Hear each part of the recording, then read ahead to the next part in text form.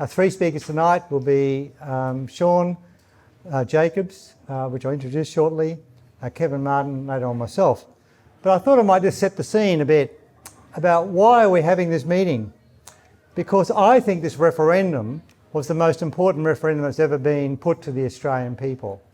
We've had 45 now, and of all the different referendums we've had, I think this is the most important. A lot of people want to sort of say, oh no, it's not very important, forget about it. And I think this has real implications for our political system, our constitution, and future policy. That's why I want this forum to happen and be more discussion. Because there's attempts right now to downgrade the results. Just like that silly thing from ANU. There's attempts to say, well, people who voted against it didn't know what they were doing. People who voted against it are uneducated. People who voted against it, well, wouldn't really know what the Constitution is. Well, many people don't read the Constitution. There's other things to read in life. But I think most people knew what they were doing on the 14th of October. And here's Paul Kelly's comment, a journalist. Look, it's not that important, this referendum. The results aren't very meaningful. I think they're very meaningful, and that's what we're going to discuss. And I thought a bit of background about the Australian Constitution. We've got a written constitution. Like the United States, a lot of it's been modelled on the United States Constitution. Unlike the UK, there's no written constitution in the UK. In New Zealand, they don't have a written constitution like we do. Our constitution, when we were developing our constitution in the 1890s, was voted on directly by the Australian people. Like there was a referendum in each state. The American Constitution was not voted on by the American people, right? We had that role from the word go, which makes us a much more democratic country. Also, our Constitution was designed deliberately to be hard to change. We know what happens to countries which can change their constitution every time there's a change of government. It soon becomes a pretty irrelevant, not much of a safeguard for anything. And also, what's really great about our constitution, when we come to try to change it, it's got to go for a vote to the people. In the American Constitution, it's up to state parliaments to pass legislation. In Germany, it's up to state parliaments to pass the legislation. There is not a vote by the people. We have a democratic vote by the people. Not it's just a majority of people, we also protect minority areas like smaller states so we don't get swamped by the big states like New South Wales and Victoria. So it's got to be a majority of states and a majority of people. And I think that's a fantastic system we've got going. And we've also, from very early on, when we first started running the first referendum, way back in the first decade, set out some rules that there had to be advertisements about when the referendum is going to be on, when to vote. We then very early on started to say there's got to be a pamphlet sent out to explain people arguments for and against. What a fantastic arrangement that we've had. And we've just seen all this in action. So just a bit of history about our referenda. We've now had 45. Only 8 have been successful. So only 8 referenda have been successful out of 45. 7 of those 8 have been put by non-Labor governments, okay? And the last referendum was put by the Fraser government. There were 3 retirement ages of judges. We allow the votes of the territories to be included in the national vote, and that Senate casual vacancies. If a Labor senator dies, it's got to be replaced by a Labor senator and so on. And we've had 3 pretty important ones: expanding social services, 1967 Commonwealth government gaining powers to make laws on Aboriginals, and probably another one which failed was the 1999 referendum on the Republic. Again, I suppose we didn't know what we were doing. So that's a bit of history about our referendum for our discussion. And I think we're going to try and put out today and tonight that this referendum has really important implications for all of us. It's something we shouldn't be forgetting and sometimes saying, oh, it's some sort of aberration. And I was interested to read in the paper this week, a group of people formed a group not to give up on the Yes campaign. So it's going to be very interesting, I'll talk about this later, all the different techniques that governments and people will use to perpetuate and to deny what the referendum said. Now, the referendum to me was pretty definitive in what it said. The answer was no, okay? Overwhelming no. I'll give some more figures about that later on. Anyway, to move on, our first speaker tonight is Sean Jacobs. Sean has worked in the Commonwealth Public Service. He's had various different jobs. He's written a book which you can buy about Neville Bonner, the first Aboriginal to be elected to federal parliament, and like me, a fellow Ipswichian. Like all good sort of people come from Ipswich, by the way, as you know. I think Sean's visited Ipswich, haven't you, Sean? You can admit that, yeah, okay. So he's not quite one of us. He's also written some other books through Connor Court and has been quite articulate on talking on different things. So we're going to sort of tape him up in a minute with a microphone so we can tape it properly, and Sean's going to be our first speaker. Okay, thanks. Excellent. Well, thank you very much, Jewel, and thank you, Scott, for the introduction, and of course everyone for being here tonight. I should say thank you as well to Anthony Capello from Connor Court Publishing. So my name's Sean Jacobs, and as Scott touched on, I am the author of a book on Neville Bonner, who was Australia's first Indigenous parliamentarian, available at all good bookstores, but also here through Connor Court tonight. And look, I won't chew up too much of your time, but I just want to say thank you as well, once again, for everyone for being here tonight. This is an incredibly important moment, and Scott touched on that, and Jewel did as well. But just in terms of formal remarks, I really wanted to maximise the Q&A session. So again, I won't say too much, but what I did want to just touch on very briefly is this moment that we're in, this post-voice moment, and look at this through the lens of Neville Bonner. Now, I was really careful about deploying Bonner too much during the actual referendum debate itself, but I think now in this post-voice moment, it's really critically important to look at his life and how his lessons can actually apply to this situation that we're in. So Bonner, as Scott alluded to, was Senator for Queensland from 1971 to 1983, and there were three things about Bonner that really just make him confront assumptions. The first, that he was a member of the Liberal Party. He was philosophically conservative. Second, he was also from the state of Queensland, the deep north, as Bonner referred to it. He wasn't from the southern and supposedly more progressive cosmopolitan states of New South Wales and Victoria. He was from Australia's Texas, as he referred to it, the deep north in Queensland. And the third thing as well was just the timing. If you look at when Bonner came of age politically in the late 1960s, this was a time when Indigenous activism, even compared to today, was really running hot. Bonner, being philosophically conservative, was running upstream against those currents, being philosophically what he was, and also a member of the Liberal Party, and becoming a senator from 1971 to 1983. So yes, a character that really confronts assumptions. And look, I think, regardless of where you sat on this yes-no divide, Indigenous disadvantage remains a stubborn problem in Australia in certain quarters. That's clear.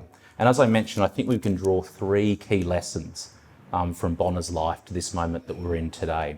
And I think the first one is just acknowledging that reconciliation ultimately can take place, or more optimally takes place, I should say, among individuals versus institutions. I mean, as many doors that would close on Bonner, many more would open. And I think that was down to good people in his life and having good individuals as well. He worked every job under the sun, he said, in central Queensland, northern New South Wales. He cut lantana. He was a dairy hand.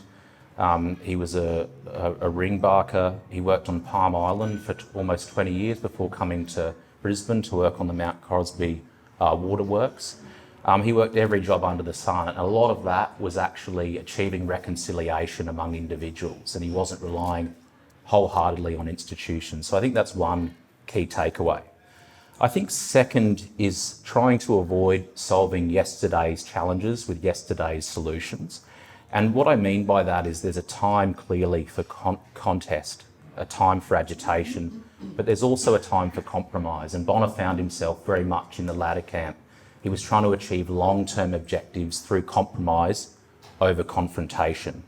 And I guess one of the key examples of that is Bonner notably was a member of the One People of Australia League. He was head of the league before he became a senator for Queensland. Notably, he wasn't part of the Federal Council for the Advancement of Aboriginal and Torres Strait Islanders. FCATSI was an overwhelmingly political body, whereas OPAL, the One People of Australia League that Bonner was a part of, was overwhelmingly focused on individuals and individual capabilities and bringing black and white people together, whereas FCATSI was overwhelmingly a political body that was purely focused on achieving political power and also composed entirely of activists as well.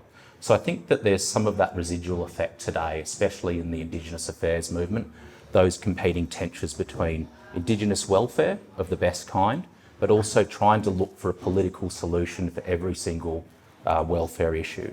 And I think there's a contemporary lesson there, and that's the second.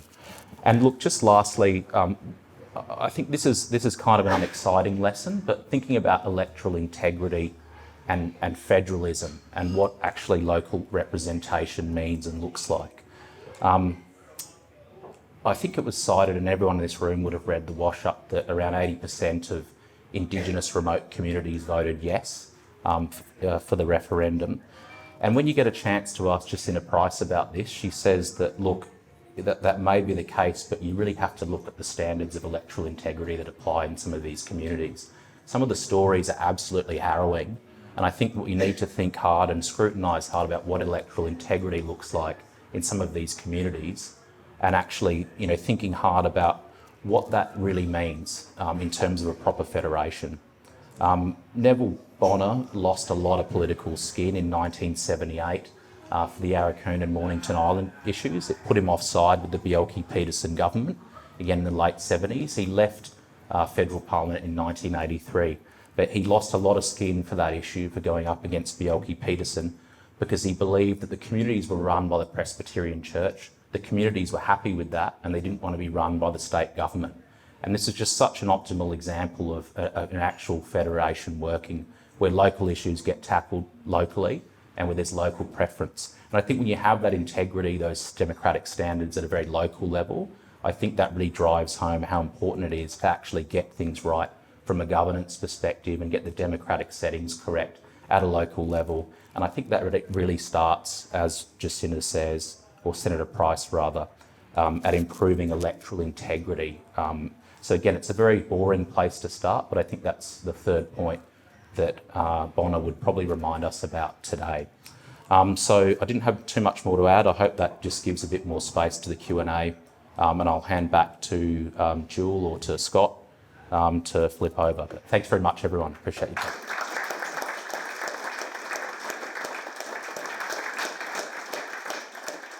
Well, thanks, Scott, and ladies and gentlemen. One of the things Scott omitted about my history was I'm one of the survivors of the team of lawyers who used to work for Johannes Bjelke-Petersen. Back in the days when, after the Whitlam experiment, Queensland led the fight against the centralisation of the Fraser government.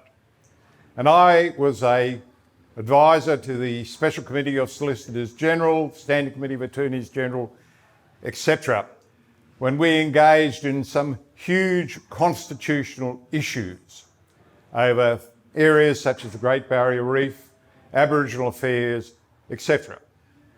I remain a fairly conservative person so far as constitutional law is concerned, because I'm one of those lawyers who believe that the law is there to be interpreted by the judges, not made by the judges.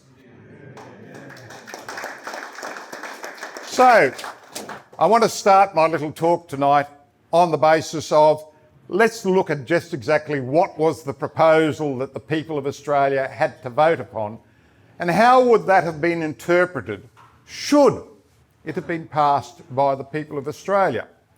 Now there's what exactly was supposed to be being put in the Constitution, you didn't find it being spelt out in detail in the media debates, in the talks from all the proponents.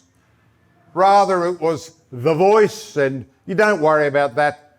Parliament will sort it out after it's passed and approved by the people. But the reality of life is, what this would have done would have been to put a new chapter in the Australian Constitution. Now, the meaning of that chapter was up to the High Court. It doesn't matter what the politicians say. It doesn't matter what the people say. It only matters as to what the High Court says when it is confronted with a case as to the meaning of those exact words that were put into the Constitution. Now, you have to look at the High Court and you have to look at its history, and I'll just give you 3 cases I want to mention where the High Court of Australia has made a turn of 180 degrees in the accepted interpretation of provisions of the Constitution. In 1920, we had the engineers case, where, led by Sir Isaac Isaacs, one of the first great Labor justices of the High Court, we overturned the implied intergovernmental immunities, which was the basis upon which we entered into our federation in the first place. In other words, that governments couldn't interfere with the affairs of other governments. The High Court in 1920 just overturned it, and it's from that 1920 case that the steady march of an ever-expanding Commonwealth government has occurred. Why? Because, frankly, the High Court was stacked through Labor appointments and Isaacs led the charge. Now, in 1992, I should say, again, the High Court, all of a sudden out of thin air, in the case of Nationwide News v Willis, created this concept that there was an implied right to political communication under our Constitution.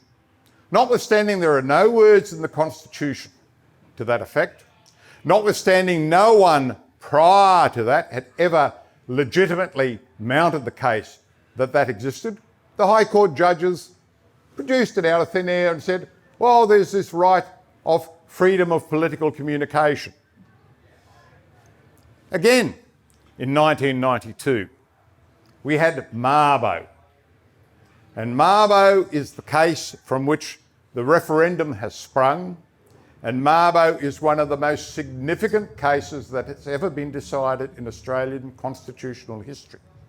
Because what Mabo did was, it rejected what had been the common understanding of the law of Australia up until that time, that Australia was settled by the Crown, that the land of Australia was owned by the Crown, represented by the various states of Australia. Instead, the Mabo Court said that there would have to be an acceptance of a traditional custom of Indigenous Australians as regards land in Australia. What that in effect does was this.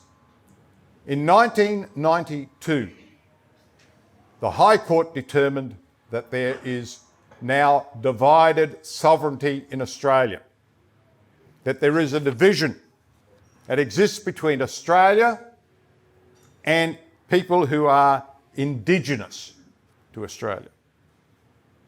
Now, the reality of life is judges of the High Court are all human beings.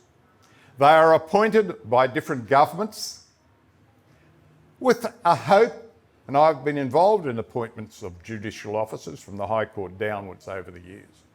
They are appointed by governments with the hope that in their decision making they will reflect the interests, desires and concerns of the government that appoint them.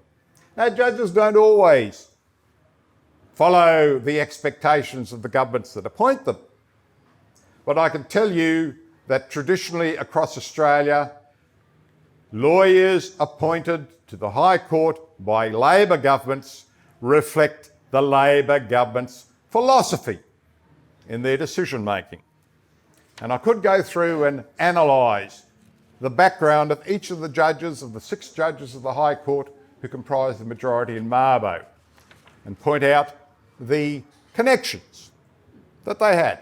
All legal, upright, legitimate connections, but what it does mean is that given the way in which the High Court changes as the political ebbs and flows of Australia goes on over the years, there is never a guarantee, there is never a certainty that the judges of the High Court will interpret the words of the Constitution in the same way.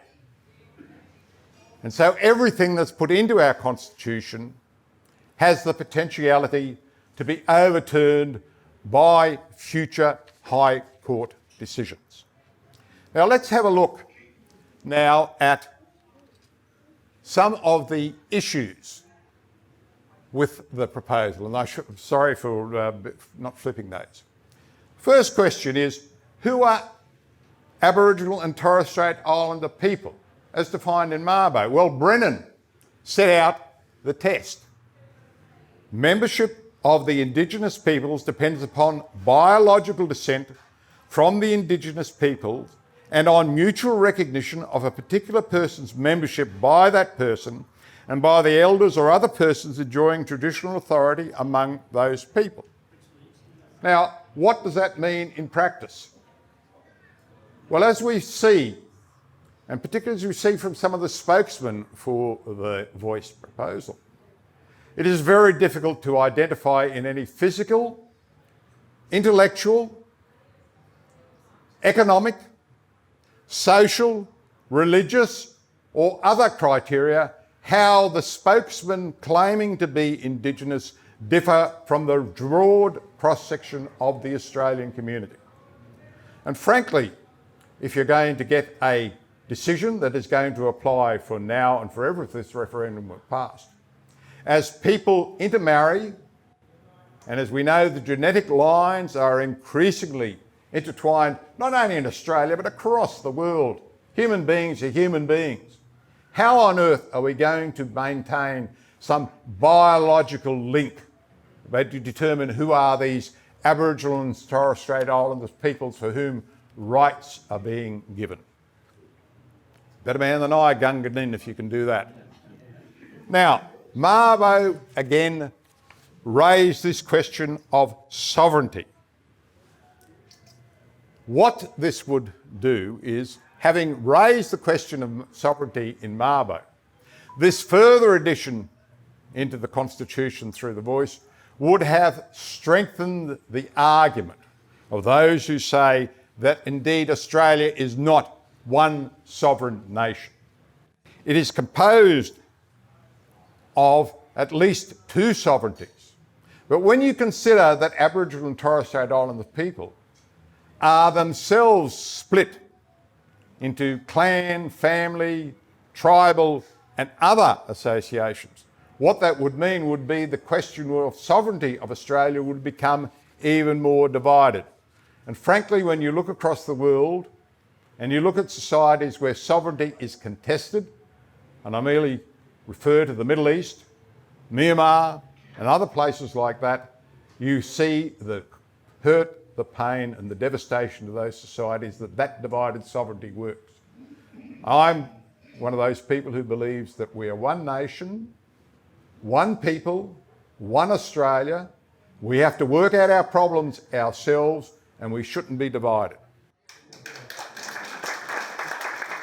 Now, one of the other things that you should look at in the proposal was it contained the word shall.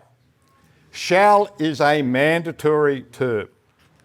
Once it's in the Constitution, you can't change it except by the constitutional amendment mechanisms that Scott talked about. And frankly, once the Constitution is changed, the concept of changing it back is very remote indeed. So if the referendum had been passed, we would have been stuck with the Voice forever and a day. Again, and I think if I can go back, I'm losing all these things here. One of the big issues was that the voice would have been able to make representations to the Parliament and the executive government. Now, just exactly what is the executive government? That's the extract from the Commonwealth Constitution. That's the executive government. Executive power, executive federal executive council, governor general, ministers of state, ministers to sit in Parliament. The fruitful arguments that the lawyers could create over that are enormous. Now, the question then is representation. What is representation? Well, you could get, probably missed that out. Representation is a word that is very broad. Does representation mean that you have to take it into account? Who has to take it into account of the Parliament and executive government? Individual ministers, ministers of state, federal executive council, the governor general, etc. Now, we already have an established body of administrative law in this country, whereby the requirement to take into account under environmental law representations and views on particular issues has been held by the High Court itself to mean that in each case of a particular decision, the minister themselves has to examine the representations that have been made, cannot rely upon the advice of their public service, cannot take the views of the Cabinet as a whole into account, but must make that individual decision themselves. So if we'd had the voice in the Constitution, we'd have been opening the floodgates of litigation in relation to determinations as to what representations can be made, how they can be made, and what weight should be given to them. There has just been a recent case in the environmental area where the High Court has ruled that because the representations hadn't been stapled together and attached to the Cabinet minute, that therefore they hadn't properly been taken into account by the relevant minister. Lawyers would have a field day about that. So,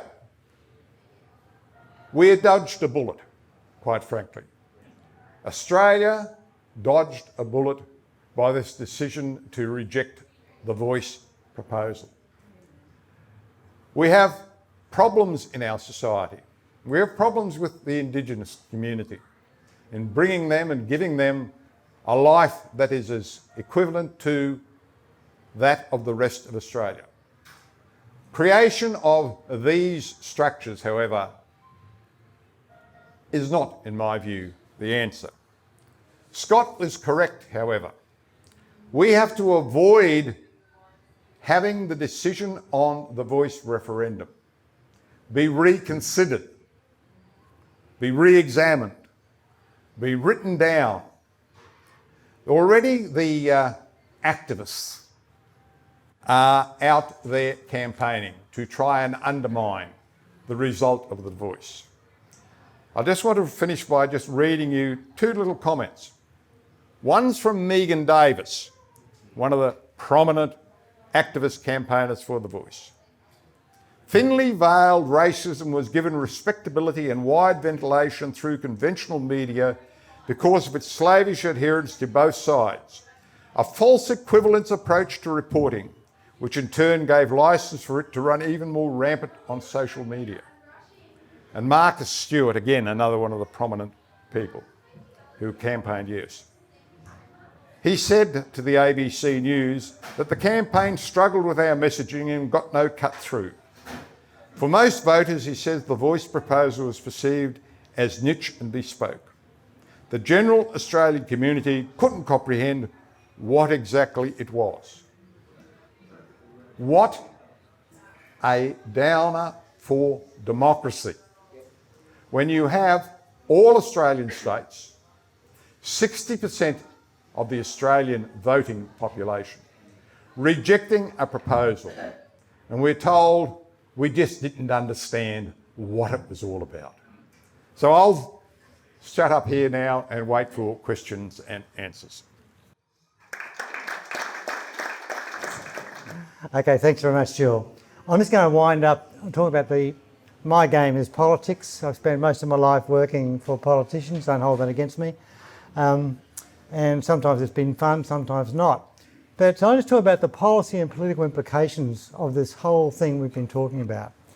And while the Voice was certainly defeated, it wasn't the biggest loss we've had. There's been bigger losses to referenda in the past. I'll just put a couple up here.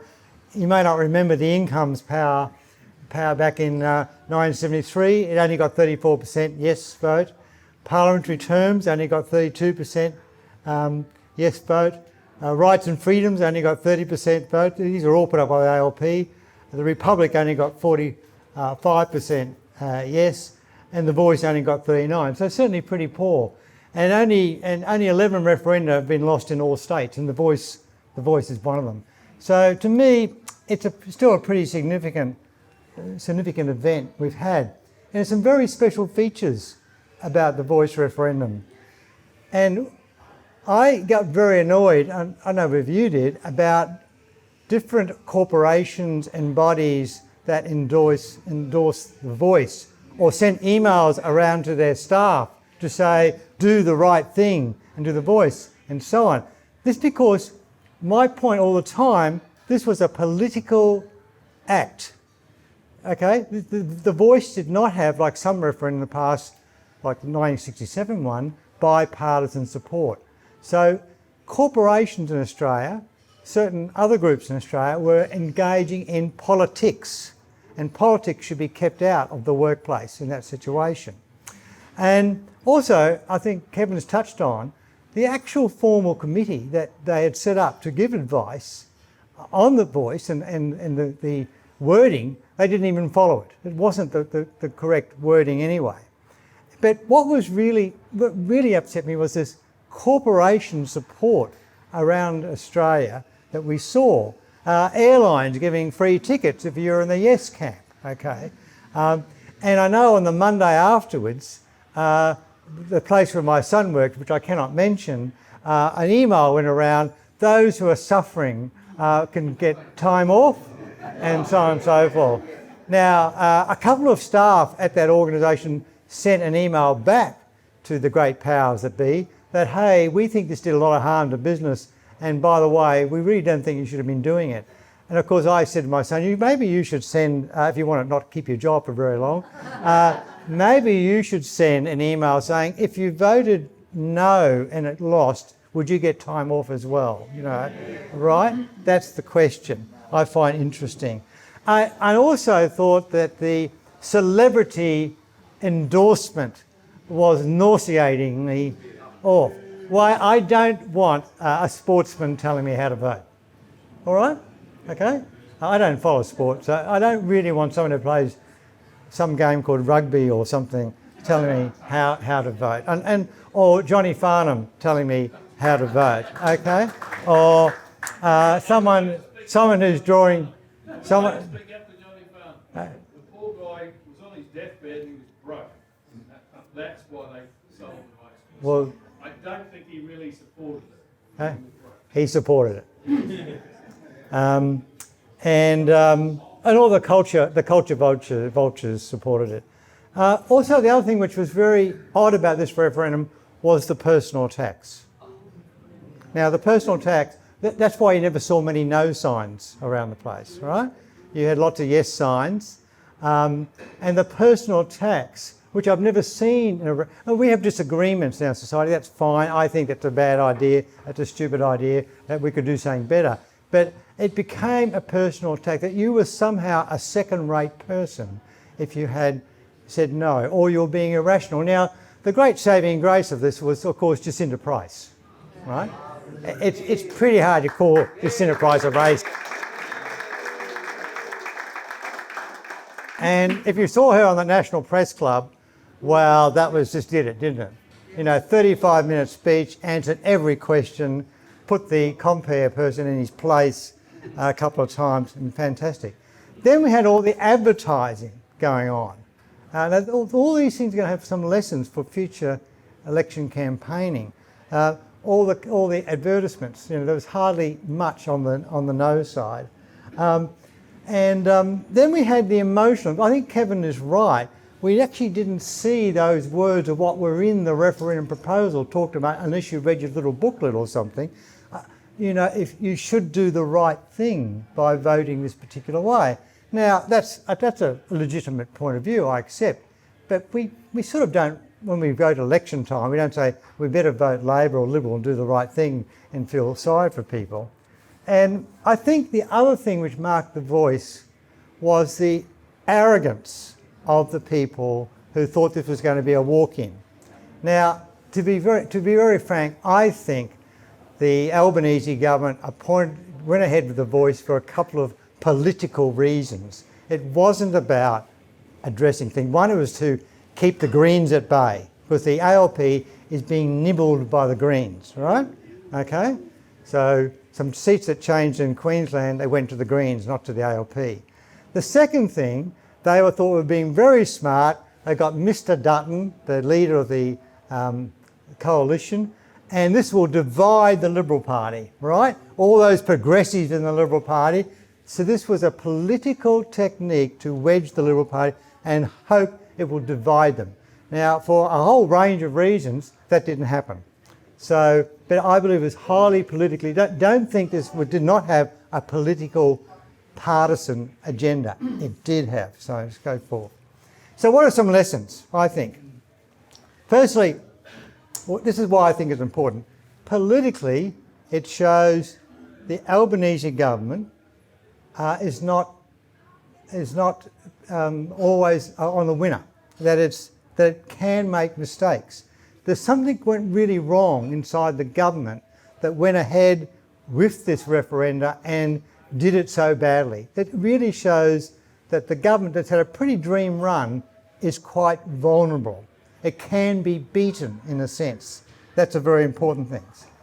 Secondly, politically, it's important that the Liberal Party, spurned on a bit by the National Party, we have to accept, actually had the guts to take a stand, right?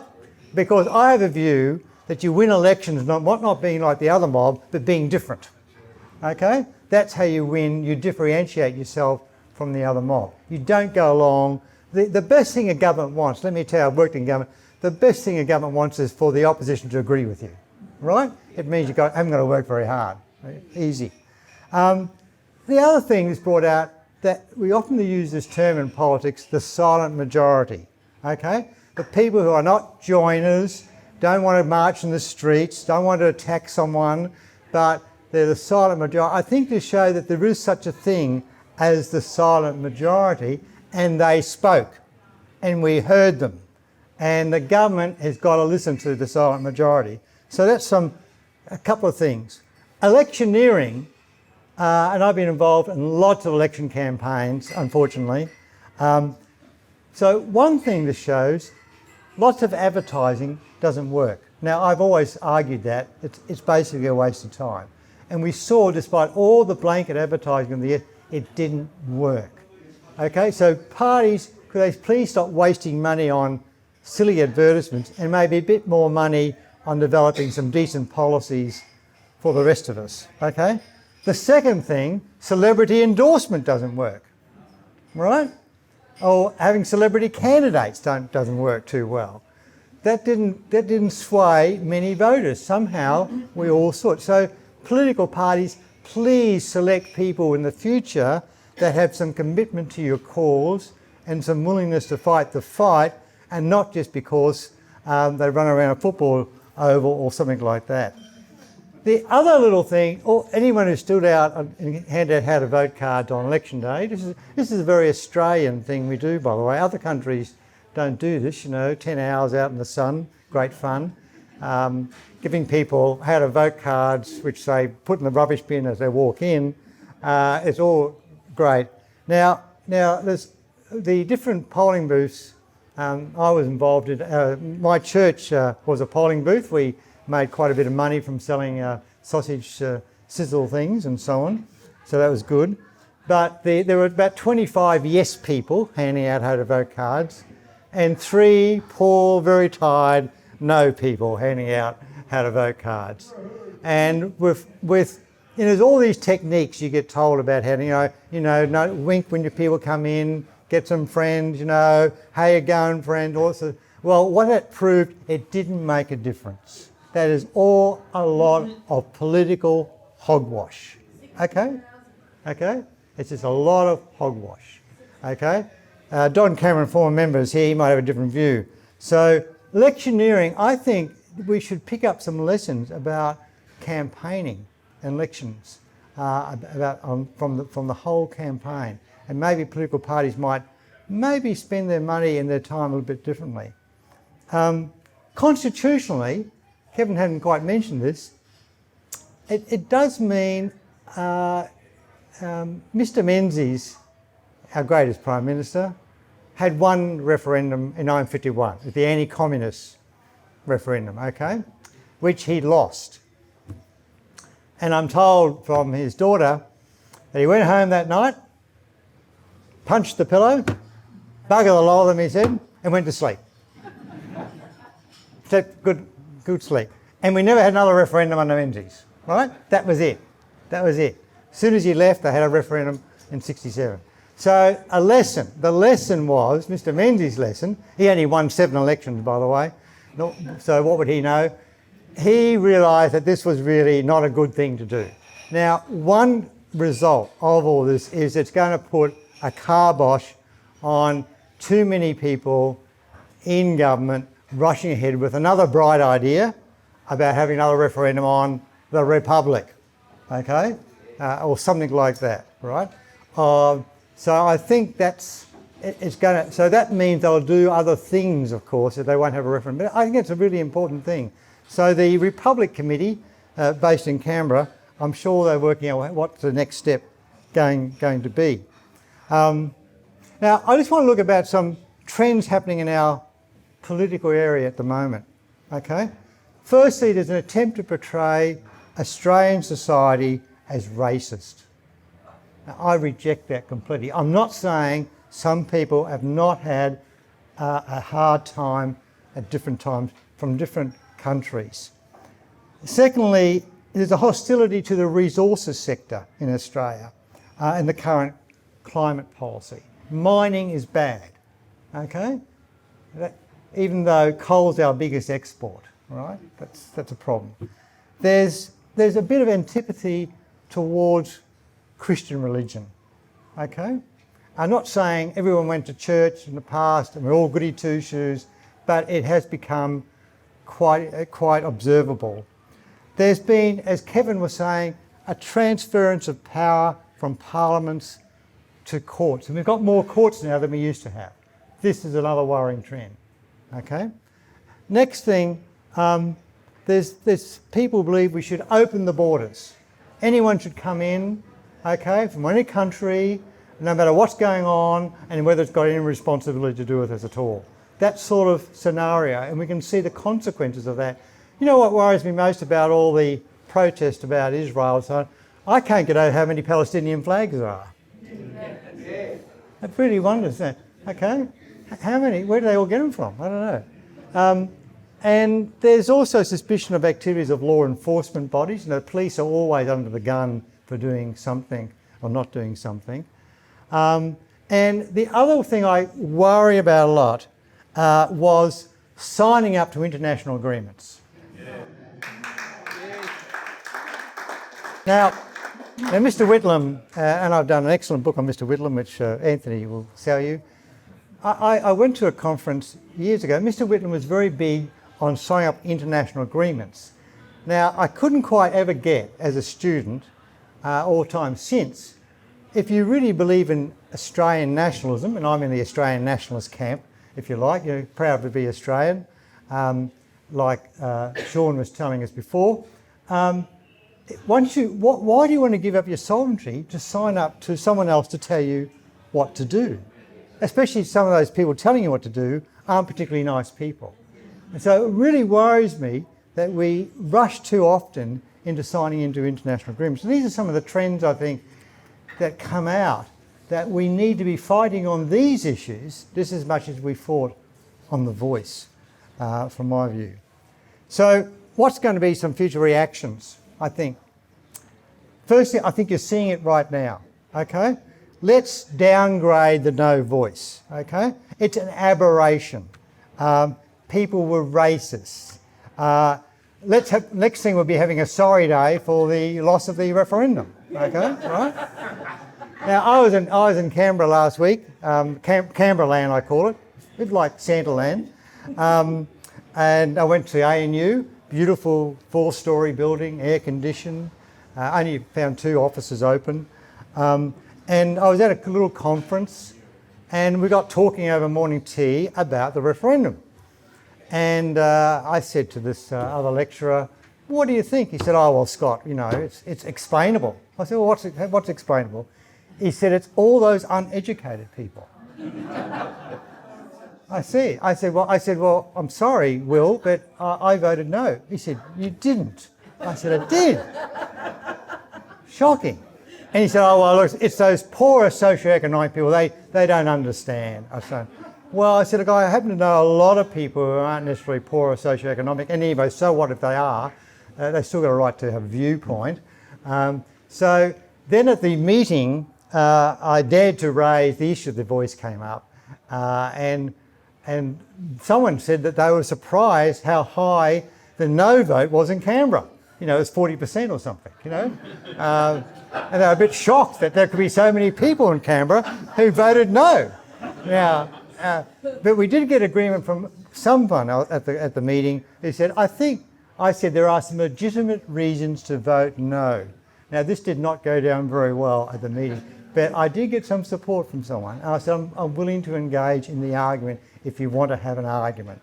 So that's one thing, we've got to fight that all the time. Secondly, I think there will be some attempt to establish a new Aboriginal Torres Strait Islander commission or body like we had once before that got closed down because it's corrupt and so on. So I imagine there'll be something being set up to look for that space.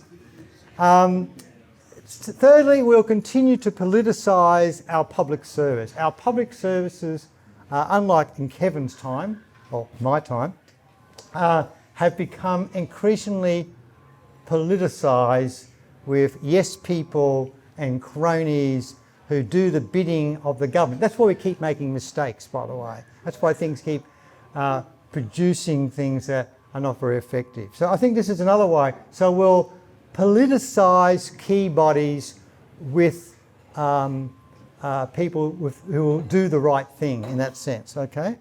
There'll be